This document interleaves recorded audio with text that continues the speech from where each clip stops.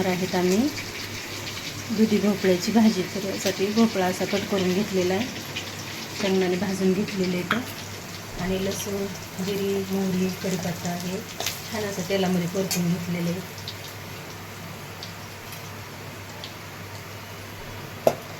भोपळा असा कवळा आहे एकदम, आपल्याला असं तेलामध्ये छान असं परतून घ्यायचा.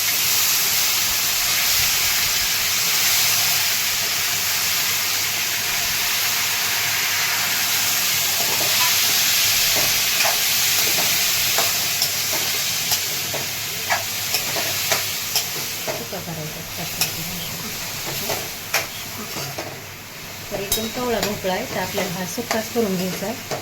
नुसता तेला मिठामध्ये छान असा परतून घ्यायचा, तेला मिठातच शिजून द्यायचा. पाणी न टाकता हा भोपळा शिजतो. तर आपल्याला चवीनुसार मीठ टाकून द्यायचं. एवढ्या मिठामध्ये तेलामध्ये छान असा हे करतो, शिजतो भोपळा. तर आपल्याला तिखट न टाकायचं आत्ताच. तिखट टाकल्यानंतर लगेच लागला जातो भोपळा आणि शिजला जात नाही. त्याच्यामुळं तिखट सगळं पूर्ण शिजून घ्यायचं आणि मग तिखट टाकायचं.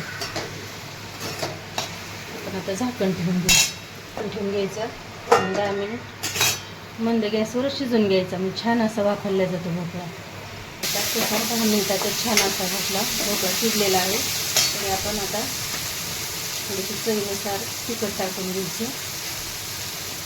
आणि आज लाल तिखटाचाच बनवणार आहे. तर थोडासा शेंगदाण्याचा भाजलेला शेंगदाण्याचा कूट टाकून घ्यायचा. एकदम आपल्याला कोरडा भोपळा झालेला आहे.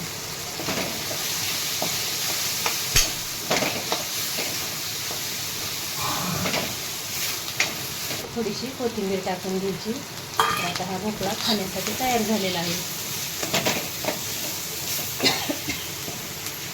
तर या पद्धतीने तुम्ही पण सुकी भोपळ्याची भाजी करा, खूप छान अशी लागते. तर भोपळ्याची भाजी खाण्यासाठी तयार झालेली आहे. तर व्हिडिओ जर आवडला तर लाईक करा. या पद्धतीनेच तुम्ही पण करा.